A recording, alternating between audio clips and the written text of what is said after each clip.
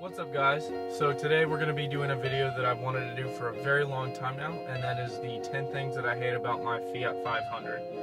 Now, before we get started, I just want you all to know that no, I don't hate my Fiat 500, but there are a couple things that I wish I could change, or that I wish I didn't hate so much. Now, the first one is the harnesses. Yes, I put these in myself, but that doesn't change that they're still very inconvenient.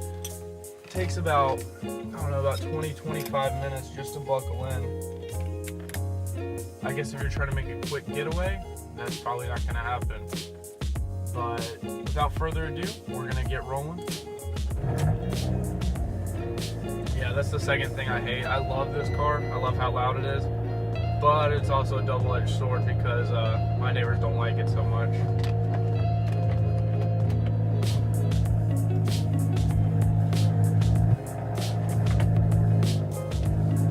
They have to hear this every morning, and I mean, while you might not think it's that big of a deal, you should see the looks they give me.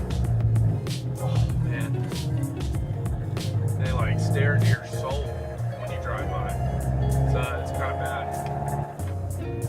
So when Fiat was designing this car, they decided to make the hip height higher. That way, because this is a small car, they wanted you to be able to look other drivers in the eye. So the seats are a little bit higher up, which takes away from the headroom of this vehicle. But my main complaint about it is it's almost like you're trying to drive a go-kart sitting on a bar stool. You're just kind of on top of it, and you don't feel like you're inside of it, I guess. So another thing that I hate about my Fiat 500 is, of course, the catless downpipe. I made that decision, but I still kind of hate it. I love the way it sounds, but I also hate it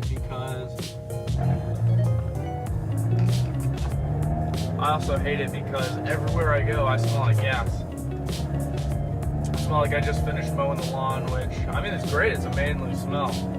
However, it's just, it's kind of obnoxious.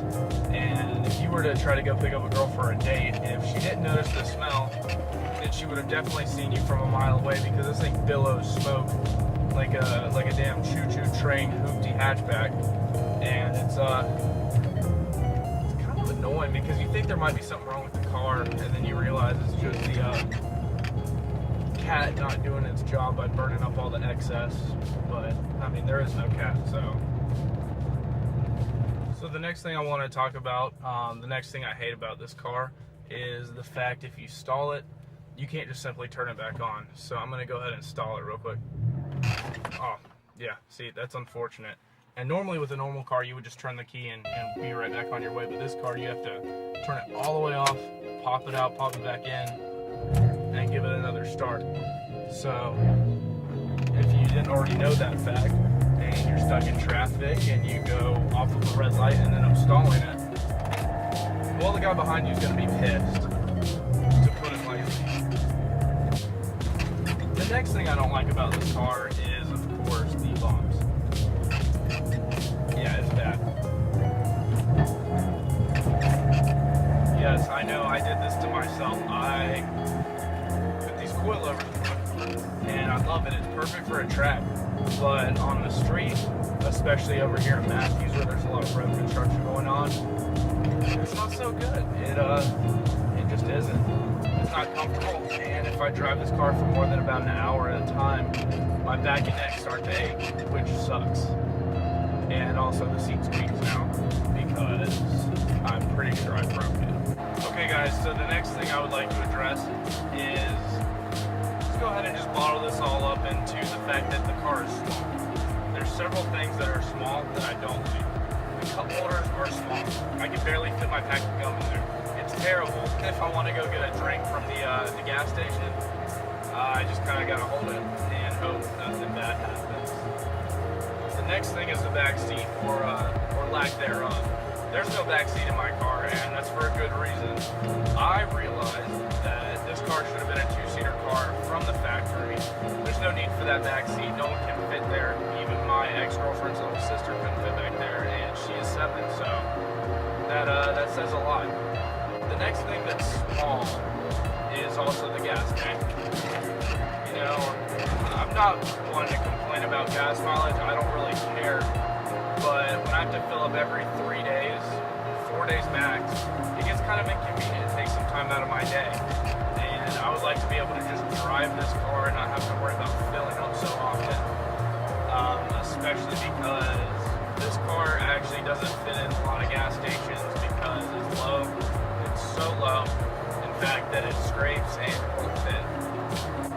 And while we're on the subject of gas and oil, this thing goes through a lot of oil too. Every 3,000 miles I have to change the oil, which, I mean, that's pretty normal, but this car takes full synthetic oil. So you would expect that to last a little bit longer than 3,000 miles. However, that's not the case. In fact, about halfway through every oil change, I have to add about a quart and a half of oil because for some reason this thing burns so much of it, which isn't that big of a deal, but I ended up spending about, I'd say between $50 and $70 on oil a month, and that gets very, very expensive. Now, there's nothing wrong with the car, it just burns it. And also, being that this is a small car, of course you get people who call it cute. Now, I mean, that's not a big deal. I like cute, but I don't know, it kind of just hurts a little bit that this car is cute. There are two more things that I want to talk about in this video, and the first of which is the back of the car. Now, being that it is such a small car, the back of it is shaped almost straight up and down, sort of off to a curve. And for some reason it always kicks up the dust on the back of the car, so I can wash the car and then 20 minutes down the road it's already dirty again, at least on the back of it. It's kind of annoying because I personally like to keep my stuff clean, and anyone who knows me knows that my cars are never dirty. So that's why I ended up plastic dipping the back of the car black initially, which it worked, it was great. However, it was so difficult to get off. It was a bitch, really. It sucked. So the last and final thing I want to discuss that I hate about this car is first gear. Now, driving around in the parking lot, big car meets, or just driving around about 10 miles an hour or so, the car just bucks constantly. And it's kind of annoying. It makes you look like you can't drive stick, and also it just feels kind of bad. But I will go ahead and cut to a clip of that now. That way you guys can see it. Okay guys, so this is how it feels to just try to cruise around in first in my car. I'm not exaggerating, it's really this bad. So I know that might have been a little bit hard to see, but it's there, trust me, it is definitely there. Now, I realized that you guys have never gotten a good walk around of my car, so what I'll go ahead and do is I'll go ahead and show you guys the outside of my car and take you guys on a little bit of a tour. Guys, so this is my Fiat 500 Abarth. I actually made this splitter and the Forza body kit, including all of the canards and such. So let's go ahead and get a walk around.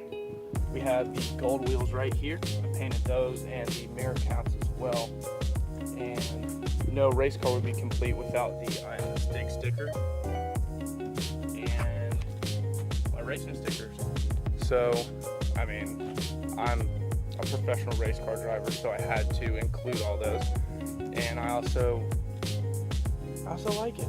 So coming around to the back of the car, we have my favorite part of the car, part that I actually made myself as well.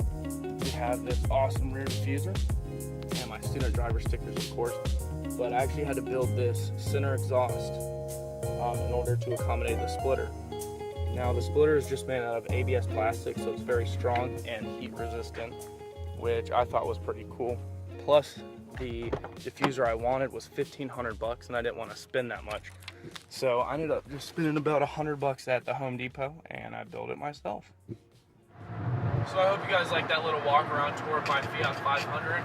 Now, contrary to what this video might make you believe, I do love this car very much. I wouldn't imagine daily driving anything else, except for maybe this car on bags, because I mean that would help my back and my neck. So we've got plenty of more videos coming up on this car. Next week we're going to go ahead and get it retuned. Should hopefully make right around 300, 320 horsepower to the wheel, which is insane, especially on a car this small. We're also going to start working on the Cougar as well. I've been neglecting that car since I bought it, which Yeah, I need to start working on the Cougar. I've got a lot of stuff I've got planned for that car as well. But anyway, so I actually filmed this whole section yesterday, so I do apologize. It was supposed to go out last night, but I noticed that there was no audio for some reason. It just, no audio. So I hope this is a little bit better. And thank you guys so much for watching. If you enjoyed this video, go ahead and give it a thumbs up and subscribe below. Peace. We'll see you in the next video.